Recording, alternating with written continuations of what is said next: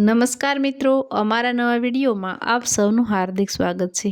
મિત્રો, આજે આપણે વાત કરીશું બરાબર 2 મહિને સુરત શેઠ બિઝનેસ કોન્ફરન્સમાંથી પરવારે બ્રિટિશ એરવેઝમાં યુકેથી ભારત પાછા ફર્યા ત્યારે એરપોર્ટ પર દર વખતની જેમ હરિકાકા મારુતિ જેન લઈને વાટ જોતા ઊભા જ હતા। હરિકાકા માત્ર ડ્રાઈવર જ નહીં પણ ઘરના એક અંતરંગ સભ્ય જ બની ગયા હતા। એમનો નિખાલસ, નિષ્કપટ ને નિશ્ચલ સ્વભાવ તેમજ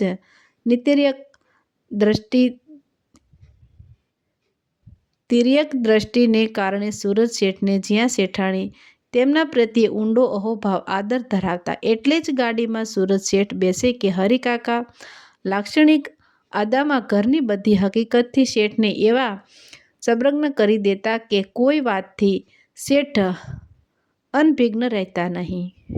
પણ આ વખતે કોણ જાણે હરિકાકાના ચહેરા પરના નિર્લપ ભાવ અદૃશ્ય જણાયા। ચહેરા પર વર્તાતી તિમિર વેદના સુરત શેઠની હીરાપારખું નજર કળી ગઈ। ગાડી મરીન ડ્રાઈવરની અસફાલ્ટ સડકો પરથી ચડચડાટ આગળ વધી રહી હતી ત્યાં સુરત શેઠે હરિકાકાનું અભેદ મૌન તોડવા હળવેકથી કહ્યું, હરિકાકા, ગાડી ધીમી કરો, મારે તમને કંઈક પૂછવું છે, મારો જીવ અકળાય છે। સુરત શેઠે પાછળથી ખભા પર હાથ મૂકી એ સંકેત આપ્યો કે જે હોય તે સ્પષ્ટ કહો। ભીતિ રાખવાની સહેજે જરૂર નથી સાહેબ। તમે યુકે ગયા એના અઠવાડિયા પછી જ બાબા સાહેબે લગ્ન કરી લીધા। શેઠ એકદમ ટટ્ટાર થઈ ગયા। એમના ચહેરા પર ગુસ્સાની રેખાઓ તણાઈ આવી। તેમનો અવાજ ફાટ્યો, હરિકાકા, સાચું બોલો છો? હું આપની સામે ક્યારેય જૂઠું બોલ્યો છું સાહેબ? બાબા સાહેબ આપણો કોમ્પ્યુટર સેક્શનમાં આવતી એક છોકરીના પ્રેમમાં પડ્યા ને લગ્ન કરી ઘરે લઈ આવ્યા। ઉપરના માળે બંને હાલ રહે છે। શેઠાણી તો સજ્જડ બની બેઠા છે। સહેજ પણ થોથવાયા વિના નિર્ભીક ભાવે હરિકાકાએ સ્પષ્ટતા કરી। શેઠાણીએ નાલાયકોને ઘરમાં પેસવા જ કેમ દીધા? સુરત શેઠનો આક્રોશ હરિકાકાથી અજાણ નહોતો। થોડી વારના મૌન બાદ એમણે ધીમેકથી મમરો મૂક્યો, કોઈ નવી વાત નથી સાહેબ। આ જમાનામાં બાબા સાહેબ ભોળા છે, છોકરી રૂપવતી છે એટલે મોહપાશમાં આવી ગયા। શેઠે સીટ પર માથું ઢાળી દીધું, સાહેબ ધીરજથી કામ લો। મેં કહ્યું ને, બાબા સાહેબ ભોળા છે પણ જિદ્દી એટલા જ છે। પ્રેમથી સમજાવજો, હુંય પ્રયત્ન કરીશ। ખૂબ લાડકોરમાં બાબા સાહેબ ઉછરેલા છે। ક્રોધથી કામ લેશો તો વાત વણસશે, બગડશે। શેઠે જોરથી મુઠ્ઠી સીટ પર પછાડી।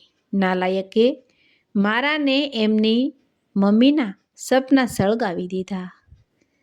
એને માટે કરોડપતિ સુમન શેઠની દીકરી શિફાલી બધી રીતે યોગ્ય હતી। બધા મીટ માંડીને બેઠા હતા ને આ હરામખોરે? શેઠ અકળાયા કે ગરમ થતા ત્યારે હંમેશા કોફીનો આગ્રહ રાખતા ને પીધા પછી એમનો ક્રોધ ધીમે ધીમે શમવા માંડતો। એ ધ્યાનમાં રાખીને જ હરિકાકાએ આગળના કોર્નર પરની મૈસૂર કાફે પર ગાડી થોભાવી। કેમ ગાડી થોભાવી હરિકાકા? પ્લીઝ જલ્દીથી ગાડી ઘરે લઈ લ્યો। એ સુવરને ઘરમાંથી કાઢી મૂકીશ તો જ ચેન પડશે। હરિકાકાએ કાકલુદી કરી શેઠને શાંત પાડ્યા ને ગાડી થોભાવી। કાઉન્ટર પરથી 2 કપ કોફી લઈ આવ્યા। શેઠે કોફી પીધી ને કોફીએ ખરેખર એનું કામ કર્યું। શેઠ કંઈક સ્વસ્થ બન્યા. એકના એક દીકરાએ કરેલો ઘા તેમને મન નાનો સૂનો લસરકો તો નહોતો જ, પણ દીકરાની ખુશીનો પ્રશ્ન આવતા કંઈક અંશે તે ટાઢા પાડ્યા જરૂર. ઘરે પહોંચ્યા ત્યારે રાતના 11 થઈ ગયા હતા. હરિકાકા શેઠને ઉતારી ગાડી ગેરેજમાં મૂકી ચાલ્યા ગયા. સુરજ શેઠ ચૂપચાપ કશુંય બોલ્યા વિના તેમના સ્વયંખંડમાં ચાલ્યા ગયા. પહેલી વાર એ જ્યાં જયા શેઠાણીના ખોળામાં માથું મૂકી રડ્યા. હું એની સાથે ક્યારેય વાત નહીં કરું જયા. મને એણે અંધારામાં કેમ રાખ્યો? લોકોને હવે શું મોઢું બતાવો? શેઠાણીથી ડૂસકું ભરાઈ ગયું. થોડી વારે સહેજ સ્વસ્થ થયા એટલે રડમસ અવાજે બોલ્યા, છોકરી છે તો સારી, મશરૂમ જેવી મુલાયમ, સંગેમરમરની સુડોળ કલાત્મક મૂર્તિ જોઈ લ્યો. સે ગરીબ ઘરની પણ સંસ્કારી, સંસ્કાર મોટા ઘરના હોય એમ વર્તે છે. આવી ગરીબ છોકરીઓ જ ધનિક નબીરાઓને ફસાવી લે છે. હું તમને ચોખ્ખું કહી દઉં છું જયા, એ છોકરીને વિરલ કાઢશે તો જ એની સાથે બોલીશ, નહીં તો અમારા વચ્ચે રહેશે અબોલા. તમે શું સાવ કઠણ કાળજાના થઈ જાવ છો તે? એણે પસંદગીના લગ્ન કર્યા એટલે મોકણ ઓછી. હવે એ જાણે ને એનું ભાગ્ય. એનો મતલબ કે તમને વહુ સ્વીકાર્ય છે, કેમ જયા? દીકરો રાજી, તેમાં આપણે રાજી રહેવું જ પડે. તમે જાણતા ન હો પણ આપણો વિરલ હૃદયનો એટલો કોમળ છે તે વધારે કંઈક કહેશો તો હાથ ઘસતા રહી જશો. શેઠાણીએ કંઈક અંશે શેઠને આમ કહી ડરાવી દીધા. શેઠ શેઠાણીની આંખમાં દીકરા વહુ પ્રત્યેનું સૂપું વાત્સલ્ય સળવળતું તાકતા રહી ગયા. સવારે નાહી ધોઈને વિરલને તેની વહુ આશિકા નીચે આવ્યા. શેઠાણીએ આંખથી ઇંગિત કરી ડેડીના આશીર્વાદ લેવા બંનેને પ્રેયો. શેઠ સાપામાં મોઢું રાખી આરામ ખુરશીમાં બેઠેલા. બંનેએ નજીક જઈ શરણ સ્પર્શ કર્યા. શેઠે પગ પાછળ લઈ લીધા. હજી એમનું મોઢું ફૂગરાયેલું જ હતું. ડેડી, પ્રવાસ કેવો રહ્યો? કંઈ તકલીફ તો નથી પડી ને? તારા જેવો કપૂત કપાળે લખાયો હોય તો તકલીફ તો પડે જ ને. શેઠથી ઉભરો ઠલવાઈ જ ગયો. વિરલ રોજની ટેવ મુજબ હિંચકે બેઠો. આશિકા બૂટ લઈ આવી. બ્રશથી સાફ કરી મોજા પહેરાવી વિરલની નજીક બેસી બંને બૂટ પહેરાવ્યા. શેઠ ટગર ટગર જોઈ રહ્યા. વહુના ચહેરા પર ક્યાંય આડંબર કે અહમ દેખાયા નહીં. શેઠના વાકપ્રપાતથી ડઘાયેલા વિરલનો ચહેરો ઉતરેલો જોઈ આશિકાએ એનો ખભો થપકાર્યો. ડેડીના કીધેલાનું માઠું ના લગાડશો ને આ લંચ બોક્સમાંથી કશું વધારતા નહીં. તે ખાસ તો ગાડી ધીમે હંકારજો. બીજા કશા વિચાર કરતા નહીં. ઉંબરા સુધી વહુની પ્રેમ સૂચનાઓ શેઠ શેઠાણીના કાન સુધી ગૂંજતી રહી. વહુના મધુર સ્નેહ ભીના શબ્દોની મીઠાશ શેઠને ગમી. એમ તો શેઠ ઘરે ભાગ્યે જ રોકાવાનું પસંદ કરતા. આખો દિવસ એમનો પેઢી પર જ પસાર થઈ જતો, પણ ફોરેનથી 2 મહિને આવ્યા હતા એટલે થોડા દિવસ ઘરે જ આરામ કરવાનો ને શેઠાણી પાસે પેટ ભરીને વાતો કરવા તેમણે વિચારીને જ પેઢીએ જવાનું ટાળ્યું હતું. કેમ આજે 1 વાગવા આવ્યો તોય જ જમવાનું નામ નથી લેતા. ઝાંઝરમાન વ્યક્તિત્વ ધરાવતા જયા શેઠાણીએ ટહુકો કર્યો એટલે શેઠ હળવેકથી રમૂજી મૂડમાં શેઠાણી તમારો હુકમ ન થાય ત્યાં સુધી જમવા કેવી રીતે અવાય? બોલતા બોલતા ડાઇનિંગ ટેબલની ખુરશી પર બેઠા. સામે શેઠાણી ગોઠવાયા. આંખો બંધ કરી થોડીવાર પ્રાર્થના કરી. પછી આંખ ખોલી તે પૂછે તે પહેલાં જયા શેઠાણીથી હળવેકથી બોલી પડાયું. આપણે જમી લઈશું, પછી વહુ જમશે. સુરજ શેઠનો કોળિયો ઘડીક અટકી ગયો. શેઠાણી સામે થોડું ઘુરુકિયું કર્યું. શાંતિથી જમો અને મને જમવા દો. શેઠાણી શોભીલા પડી ગયા. ગમે તે હોય પણ એ બપોરે શેઠ રોજ કરતાં કંઈક વધુ જમ્યા. ઉઠતા બોલ્યા ખરા, આજે રસોઈ ખૂબ સ્વાદિષ્ટ બની છે. એમણે રસોડા તરફ મોઢું કરી બૂમ મારી. મહારાજ, ઓ મહારાજ, બહાર આવો તો. મહારાજ તો મહિનાથી વતનમાં ગયા છે. ક્યાંથી આવે? તો આ રસોઈ વહુએ બનાવી છે. કહે છે કે મમ્મી, રસોઈ તો હું જ બનાવીશ. મહારાજ, તેલ ઘી મસાલા ખૂબ બગડે છે. શેઠ ચૂપ થઈ ગયા. મૂછમાં હસતા હસતા બિઝનેસમાં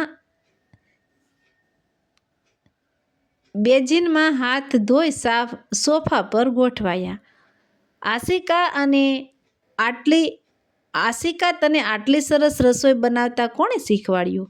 શેઠ આગળ આવવાની હિંમત તો આશિકામાં નહોતી એટલે તેણે રસોડાના દરવાજાના એક ખૂણેથી જ ઊભા મૃદુ સ્વરે કહ્યું, મમ્મી, મારા મમ્મી તો હું 5 વર્ષની હતી ત્યારે જ પરલોક સિધાવી ગયેલા. ત્યાર પછી મેં ડેડી સાથે રહીને ઘણું બધું શીખી લીધું. હવે વાતો જ કર્યા કરીશ કે જમવા બેસીશ? શેઠે ઘુરુકિયું કર્યું એટલે આશિકા ચૂપચાપ જમવા બેસી ગઈ. બપોર થયા. 3 વાગે વામકુક્ષી માટે સૂતેલા શેઠની આંખ અચાનક ફોન પરથી વાતચીત થતી ઉઘડી ગઈ. આશિકાનો અવાજ સંભળાતો હતો. હેલો વિરલ, મેં તમને ટેબ્લેટ્સ આપી હતી તે લીધી કે નહીં? તમે જબરા ભૂલકણા છો. ગઈકાલથી તમને ટેમ્પરેચર રહે છે તેની તમને ખબર છે ને? રાત્રે શાંતિથી ઊંઘ્યાય નથી. પ્લીઝ મારા ખાતર હમણાં જ ચા નાસ્તો કરી ટેબ્લેટ લઈ લ્યો. અને હા, ડેડીને મારા હાથની રસોઈ ખૂબ ભાવે છે. સાસુ કહું, ડેડી ખૂબ ભલા છે, બિલકુલ મારા ડેડી જેવા. એ સાંભળીને પથારીમાં સૂતા જ શેઠ પોંખાયા. એ પછીના અઠવાડિયે શેઠને પેઢીના કામે મુંબઈ જવાનું થયું. મુંબઈ પહોંચીને હોટલમાં જઈ રાત્રે શેઠે બેગ ઉઘાડી જોયું તો કપડાં, દવાઓ, નાસ્તાનો ડબ્બો એટલું સરસ રીતે બધું ગોઠવેલું કે તેમને એક નવીન લાગણીની પ્રતીતિ થઈ. એમનાથી રહેવાયું નહીં એટલે અડધી રાત્રે ફોન કરી શેઠાણીને પૂછી લીધું કે વહુએ જ બેગ તૈયાર કરી હતી ને? હકારમાં જવાબ સાંભળીને મનોમન એ રાત્રે શેઠ ખૂબ ફૂલાયેલા ઘરે પાછા ફર્યા. ત્યારે સુરજ શેઠે જોયું તો શેઠાણી પણ પ્રસન્નતાથી માતા નહોતા. તેમને ઘરમાં કંઈક નવીન દેખાય છે. આ નવા પડદા લાવ્યા છે તેની જે વાત કરો છો ને જયા? હા, પડદા કેવા લાગ્યા? આશિકાએ જાતે સીવીને તૈયાર કર્યા. કહેતી હતી કે ડેડીને સરપ્રાઈઝ આપશું. બોલો, કોઈ કારીગર પણ આટલી સફાઈ અને સિત્તરથી તૈયાર કરી શકે? શેઠે કાન પકડ્યા. જમીને પાનનો ડબ્બો લઈ શેઠાણી શેઠ પાસે બેઠાને વળી વહુની વાત વહેતી મૂકી. તમે નહીં માનો, આશિકાના ડેડીની તબિયત ખૂબ બગડેલી. એમના પાડોશી હોસ્પિટલમાં લઈ ગયા. અહીં સમાચાર આપ્યા, પણ એ જ અરસામાં મને અચાનક તાઢિયો તાવ શરૂ થઈ ગયો. મારા તો હોશકોશ ઉડી ગયા. મેં અને હરિકાકાએ આશિકાને એના ડેડી પાસે હોસ્પિટલે જવા આગ્રહ કર્યો, પણ આશિકા એકની બે ન થઈ. મમ્મી, તમને આવી હાલતમાં મૂકીને તે કંઈ જવાતું હશે? ને છેવટે 2 દિવસે મને સારું થયું ત્યારે વિરલ સાથે ઊભી જઈ આવી. વહુ કેટલી અણસમજુ ને અણઆવડતવાળી છે. અમસ્તા જ કટાણું મોઢું કરી જયા શેઠાણીએ શેઠને મન જાણવા ઠવકું કર્યું. શેઠ ટેવ પ્રમાણે હળવાશથી સ્મિત વેરતા બોલ્યા, શેઠાણી, તમે જૂઠું બોલો છો તો તુરત પકડાઈ જાવ છો. પણ એ રાત્રે વિરલને આશિકા બહારથી ફરીને આવ્યા ત્યારે શેઠ અને શેઠાણી તો વહુને આશ્ચર્યમુગ્ધ જોતા જ રહી ગયા.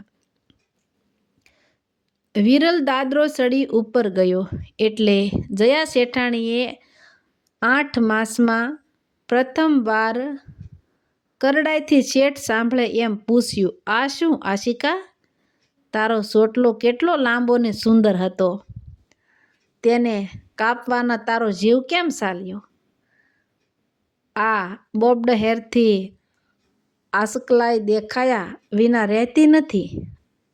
આશિકા ઘડીક મૌન રહી. શેઠને પણ વહુ શું ઉત્તર આપે છે તે જાણવાની તાલાવેલી જાગી ઉઠી. ઘડીક વાતાવરણ બોજીન બની ગયું. આશિકાએ સ્મિત સાથે ગરદન ઊંચી કરી કહ્યું, મમ્મી, તમે તદ્દન સાચું કહ્યું. સોટલો કપાવતા જીવ ખૂબ બળ્યો. તમને નહીં ગમે એનોય પૂરો ખ્યાલ હતો. વળી વાળના જતનમાં મેં શરૂઆતથી જ ખૂબ કાળજી લીધી હતી. પણ શું? શેઠાણી વળી તાડુક્યા. આશિકા ઘડીક ઓઝપાઈ ગઈ. પછી ઘડીક વિચારી બોલી, મમ્મી, વિરલને આવા જ વાળ પસંદ છે. એટલું જ નહીં, એ મારી પાસે જીન્સ ટી-શર્ટનો આગ્રહ પણ રાખે છે. એમના મિત્રની પત્નીઓ પણ ઘણી વાર આવા ફેન્સી કપડાં પહેરે છે. એટલે એમનું મન પણ મારી પાસે એમ જ કરવા પ્રેરે છે. ને તમે તો જાણો છો મમ્મી, એમની ખુશી આગળ મારા માટે બધું જ નિરર્થક તુચ્છ છે. એમના માટે તો વાળ શું, હું મારો જીવ પણ આપી દઉં. આટલું સાંભળતા જ શેઠથી અનાયાસે તાળીઓ પડી ગઈ ને ભારેખમ થઈ ગયેલો શેઠાણીનો ચહેરો પણ ચમકી ઉઠ્યો. તેમણે આશિકાના માથે હાથ મૂકી હર્ષાવેશમાં કહ્યું, બેટા, પતિ પ્રત્યેનો તારો અસીમ પ્રેમ જ બતાવી આપે છે કે તે તારા શિક્ષણ સંસ્કારને ખરેખર દીપાવ્યા છે. અમને તો ખરેખર એવી જ વહુની જરૂર હતી જે અમારા દીકરાનું મન સાચવે, એનું કદીએ દિલ દુભાવે નહીં. એ બપોરે આશિકા જયા શેઠાણી સાથે ડૉક્ટર પાસે ગયેલી ત્યારે વિરલ ધીમે પગલે નીચે આવ્યો. ઘણા લાંબા સમયે એ શેઠ સામે બેઠો. ડેડી, હું જાણું છું તમે પ્રણય લીધું છે કે હું આશિકાને છોડીશ તો જ મારી સાથે વાત કરશો. સાચું કહું, તમારી આગળ આશિકા તો શું કોઈની વિસાત નથી. મમ્મી, ડેડી જ મારા માટે સર્વસ્વ છે. તમે કહેતા હો તો હંમેશા માટે આશિકાને એના ડેડીને ઘેર. નાલાયક, બેશરમ, આવી સંસ્કારી કુળને દીપાવનારી વહુને તે સોડાતી હશે? તારી મતી મરી ગઈ છે કે શું? તારા જેવો મૂર્ખ બેવકૂફ આજ દિન સુધી જોયો નથી. મારી વિદ્યાવંત વહુ માટે એકવાર તો આવું બોલ્યો, બીજી વાર બોલ્યો છે તો ટાંટિયા તોડી નાખીશ. વિરલની આંખો અશ્રુભીની બની ગઈ. બંને બાપ દીકરો ભેટી પડ્યા. શેઠ વિરલના માથે હાથ પસારી કહ્યું, બેટા, વહુને આ ચાર દિવાલોમાં જ ગોધી રાખવાની છે કે શું? જલ્દીથી સિંગાપુર જવાની તૈયારી કરો. મેં બધી જ વ્યવસ્થા કરી લીધી છે. તો મિત્રો, આવા જ નવા વિડીયો જોવા માટે અમારી ચેનલ લાઇક, શેર, સબસ્ક્રાઈબ કરજો. અને મિત્રો, કેવી લાગી વાત તે કોમેન્ટમાં તમારો પ્રતિભાવ જરૂરથી જણાવજો.